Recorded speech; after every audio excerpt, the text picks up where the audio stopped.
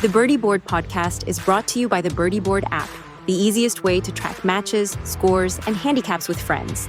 Now, here's your host, Corey, with another episode of the Birdie Board podcast.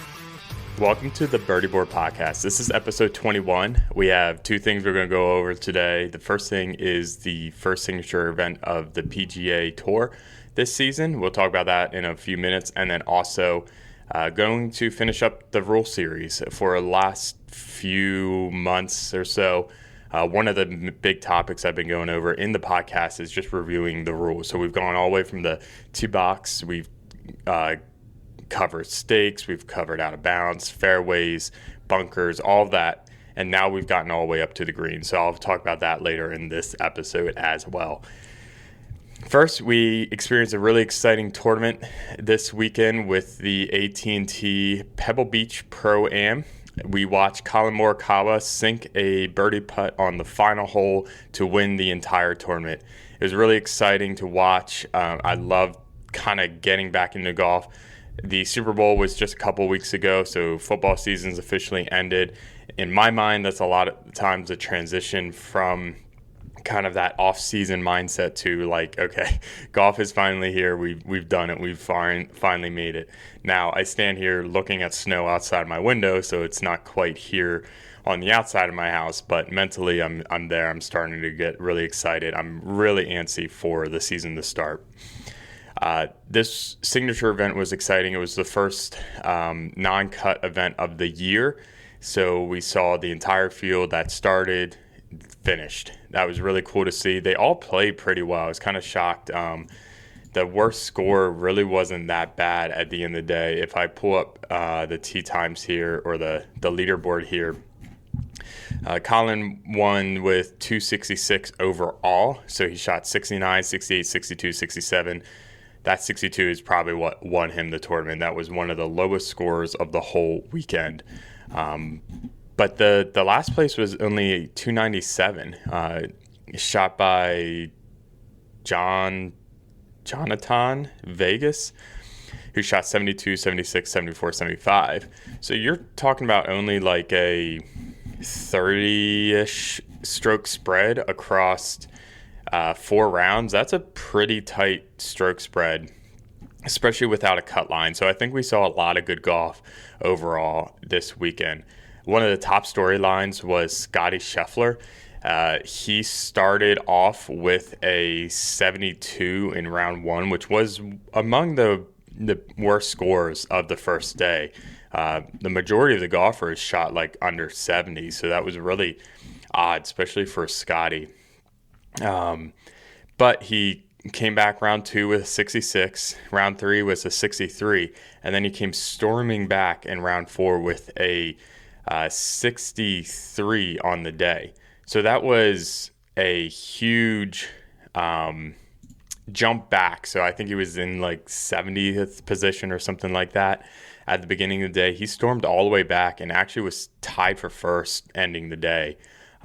Really exciting to watch, to be honest, as he always is. He's the best golfer in the world right now.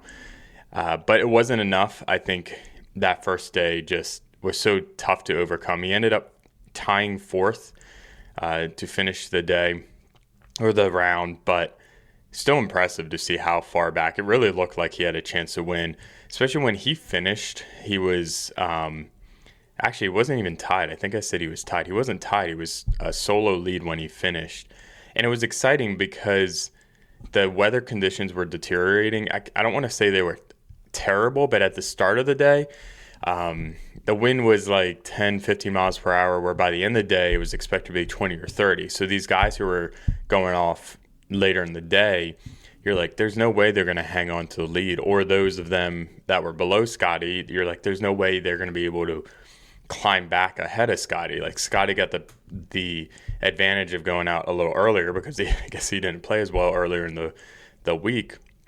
So he was going to avoid some of the weather.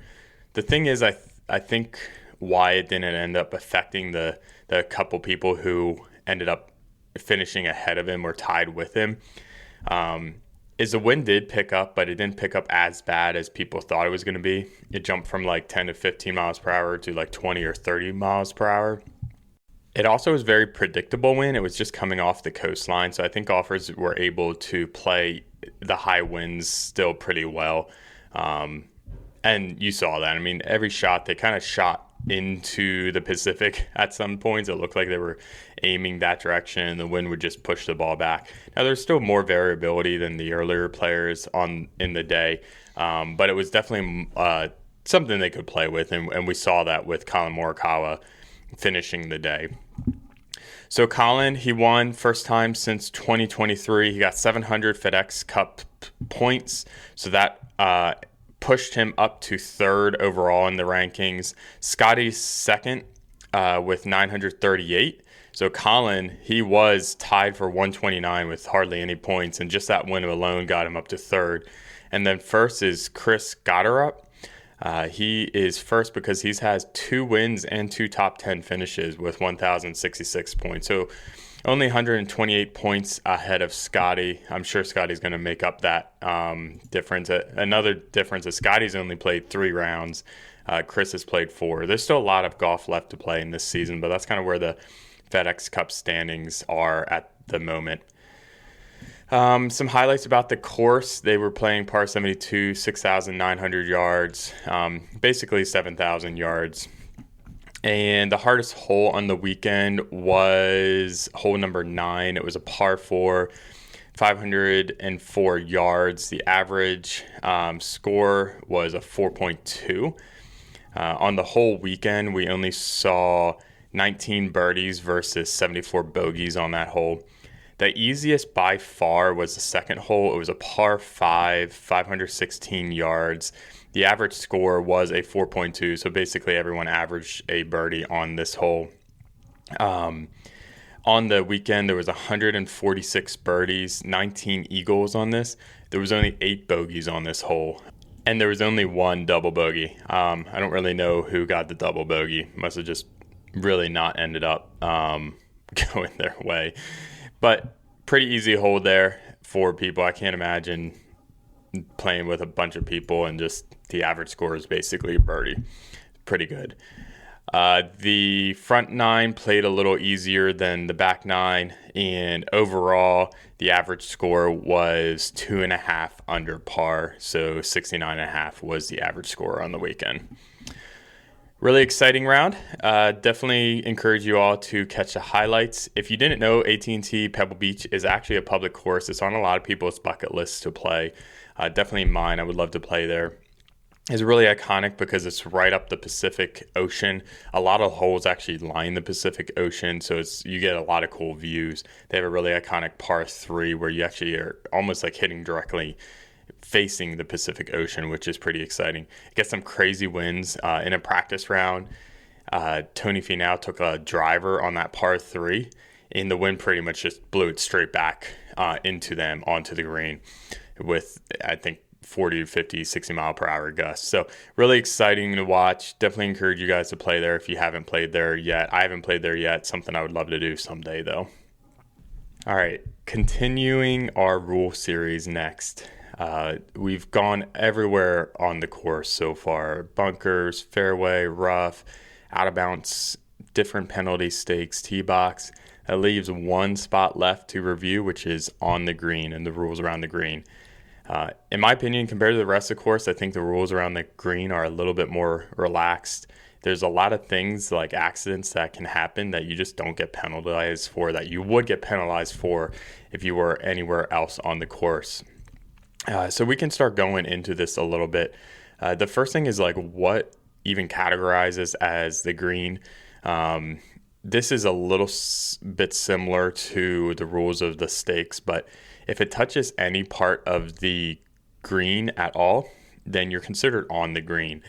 Now, it doesn't make too much of a difference whether you're on the green or the fringe, not in terms of rolling. It does affect it there, but in terms of the rules, it's not a huge difference other than you cannot mark your ball or things like that if you're not on the green. So all these rules I'm about to go over today, you have to be considered on the green. So this is the point that when your ball is actually touching a part of the green, that's when all these rules start to come into effect. So this has happened to me before, is what if you're on the wrong green? Now we have kind of gone over this, but it shows up again since we're talking about green, is what happens if your ball lands on the wrong green. Maybe you have a shank, or maybe you just have two greens that are really close to each other and you took a bad bounce and you end up landing on the other green. You get free relief, not only of just your ball landing on the green, but also if any of your stance is on the green. And not only do you get free relief, but you're actually not allowed to play your ball if it's on another green or if your stance is on another green. This rule is in place to protect the green, so definitely follow it. You just have to drop no closer to the hole you're actually supposed to play, and you need to drop where your stance is completely off the green.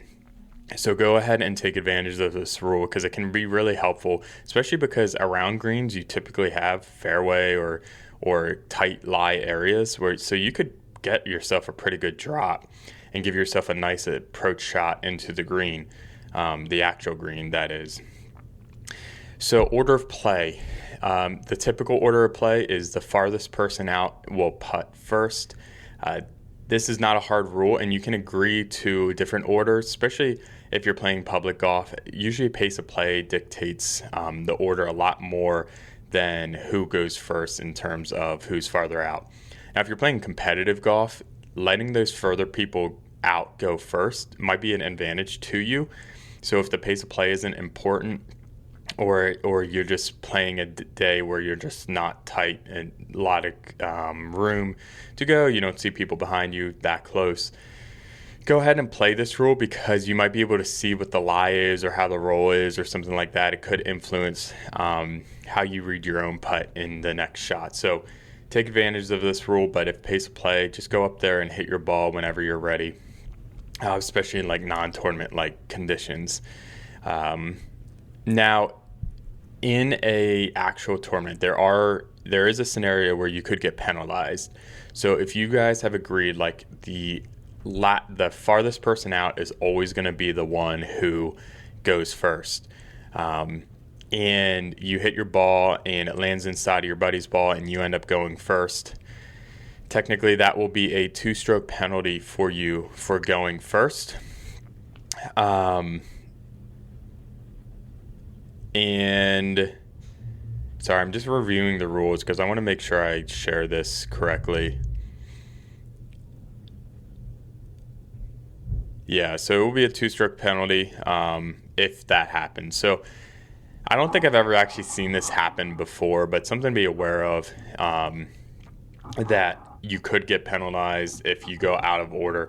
Now it's a little subjective because it has to also be deemed as a tactical advantage, which is arguable. Like if the person goes first, how is that more of a tactical advantage for them? You're almost in a way showing the other person a line even though they're farther away. So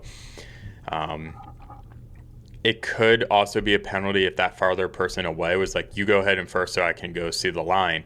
In a tournament play or something, that would also be a 2-stroke penalty for both of them, because it's a tactical advantage for the person further out and the person closer has agreed to it. So there are scenarios where this could be a 2-stroke penalty. I just don't think you see it very often. I don't think I've ever seen it on tour, which is obviously where most of the competitive golf is played. So something to be aware of. I guess mostly it's like a fun fact, probably not something you're going to see too often. So marking the ball, you can use anything to mark your ball. If you forget something, you can use a leaf. You can use, as long as it's not going to blow away, coin, actual ball markers, you name it, you can pretty much use it as a ball marker. If you're putting the marker down and the ball actually moves in the process, you accidentally hit it, this is kind of where I say it's a little bit more forgiving the rules are. It's not a penalty or anything like that. Just replace the ball where you were, put the marker back down. Now, the easiest thing to do to avoid controversy is don't accidentally hit the ball when you're marking it so that no one can accuse you of cheating or whatever. You know how people are. They can just kind of get weird with stuff like that. So be careful when you put your ball marker down, but if you do accidentally hit your ball, not a problem. Put your ball back where it was, and then go ahead and remark your ball. There is actually a rule too. If you forget your marker and you don't have anything you can use, you can't actually use your putter. You can just point your putter, the head of your putter where the ball was, or I guess the base of it where the handle is, and put that behind the ball. And that's actually allowed to be how you mark your ball. Now, obviously, that could get in the way of other people. So if you're kind of a closer ball and you're trying to mark it, that's probably not going to work. But it is something you're allowed to do. Now, you are allowed to have a friend of yours mark your ball. There's nothing against the rules for that. So if they have an extra marker or you're walking up to green, you can just ask them to mark it. So, and a lot of times this is common because they might already be on the green ready to putt, and you might be walking up to putt. You could say, hey, go ahead and mark my ball. You can go ahead and putt. It could really help improve pace of play. So no rules against that. Something you can definitely do. Sometimes the ball marker could be in line of your friend. To properly mark it, you just take 1 to 2 club head lengths to the left or right of the line. Ask your friend which direction that they would want you to mark it. A tip that I found when I was playing with a friend of mine who actually played college golf is find something in the distance to point your putter at. So like a tree or a water bin or something like that. Point your club at that so that you remember which direction to replace your ball. If you accidentally play your ball where you moved your marker, that is a penalty. It would be a 2-stroke penalty for playing your ball from the wrong spot. So not something, again, you see super often. The tip I read about this, I would never probably do this, but if you flip your marker upside down, it could be a nice indicator to remind yourself like, hey, I moved this, I got to move my marker back. Something that might work for you. I've never really struggled with that, but everyone's different. Everyone kind of has their moments that they just kind of overlook, and maybe that's the moment for you. So maybe that tip will help you. If the ball moves after you place it back after marking it, you do not have to play wherever the ball moves. Go grab your ball, put it back where your marker was. This is why you see pros a lot of times put their marker down and just leave it there while they're kind of aligning the putt, so that if for some reason it accidentally moves or rolls off or something like that, they know where to put the ball back after the fact. Here's another rule. This is actually similar elsewhere too, but if you accidentally hit your ball while taking a practice swing, that's also not a penalty. Just put your ball back where it was and continue playing it. Not a big deal there either. Now, if you did end up playing the wrong ball, that is a penalty. You get 2-stroke penalty for that, and you have to go back to wherever your actual ball was, whether that's on the green or off the green. You have to play your ball, and you would still have the 2-stroke penalty. So that could be very, very detrimental to your score. So make sure you're playing the right ball before you go ahead and take a stroke. This is always a weird one to me. Something I definitely don't think is a huge deal if you're playing casual golf. But if you ask for advice about the line, then that is technically a 2-stroke penalty. Now, if someone gives you unsolicited advice about the line, no penalty at all. Again, this is all like tournament play rules. Something you're not allowed to do is you're not allowed to test the greens in any way, so you can't roll a ball or do anything like that. If you do that, that will be a 2-stroke penalty. You are allowed to repair the greens though, so if you see any sort of ball marks or something like that, I kind of encourage you to do that no matter what, but carry around a ball repair ground marker, whatever it's called, to fix the ground so that you can have a nice smooth roll for your putts. If your ball is embedded on the green, not a big deal. Mark it, get your ball out, fix the spot where the ball was, and then replace your ball, play it as you would any other putt. On the green, you're allowed to move anything that's loose around your ball and your path, things like that. There's no rules against that. One interesting rule that I found that's definitely helped me last year save a few strokes is if there is any water on the green, you are allowed to move your ball no closer to the hole to get around that water, so you don't have to putt through a puddle of water. This is the same if your ball is resting in water as well. You don't have to putt out of it. Just move your ball out of the water or to a spot where the water is not in line with your putt anymore, no close to the hole, and then play that shot. You do get that free relief without penalty. If the ball was deflected by someone else's marker, it kind of just is what it is. You have to play wherever the ball ended up. There's no free relief from that. So if you think there's a marker in your path, make sure you ask your friend to move it left or right, whatever direction is opposite of where you're trying to go, to try to minimize the chance of hitting that marker, because you just don't get any relief. Now, if your ball hits another ball at rest on the green, you do incur a 2-stroke penalty.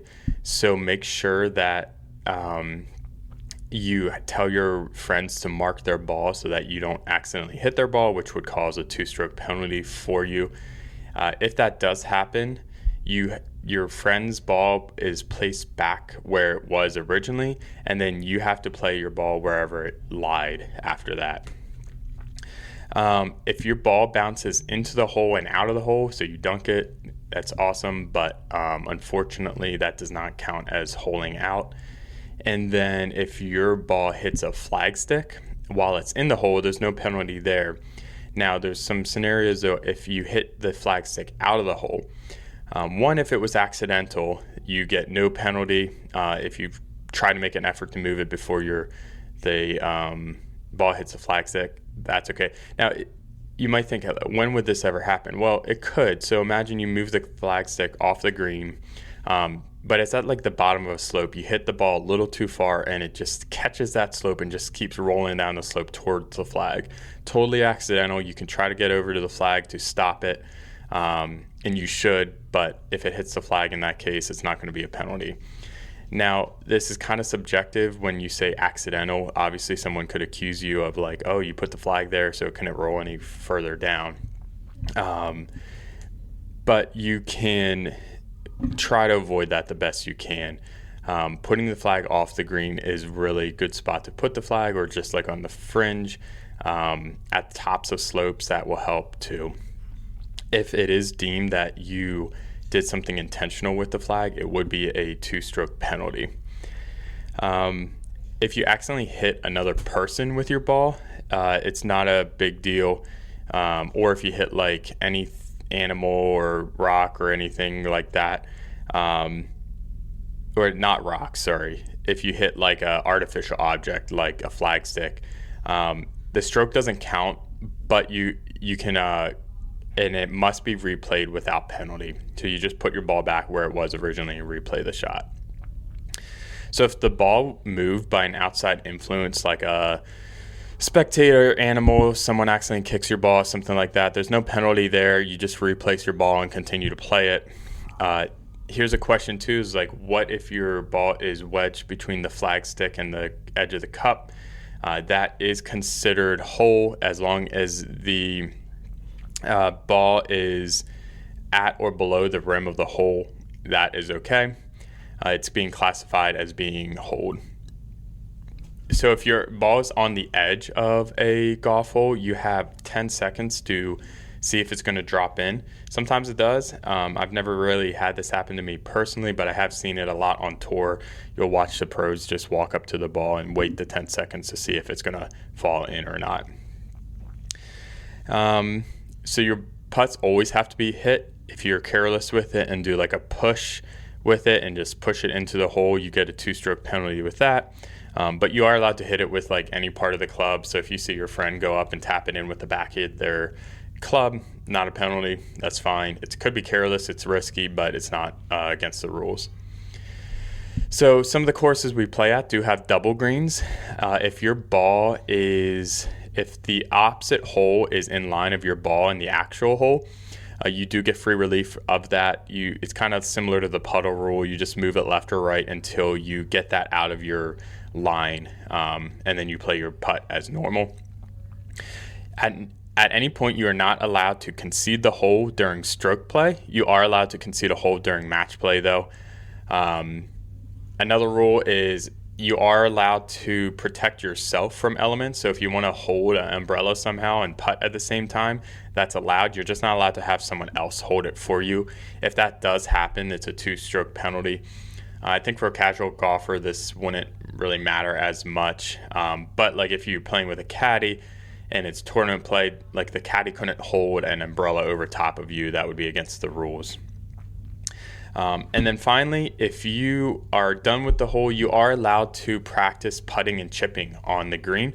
You're not allowed to go to a bunker and hit it out of the bunker, but if no one's behind you and you know you're going to be waiting on the next hole for the group to go off, go ahead and get some practice putts in. It could really help you out. So yeah, that was this episode of Birdie Board. We went through the Pebble Beach tournament that had just happened. We also finished the rules on the green. I'm pretty excited too. So moving on just to some Birdie Board stuff. There was a round that Bryson DeChambeau did. He called it the Reebok Invitational or the Reebok Classic. Reebok was just the sponsor of this tournament he put on where he invited a bunch of YouTube golfers. There were 7 of them, like Grant Havelak. I think that's how you say his last name. Bryson was in it.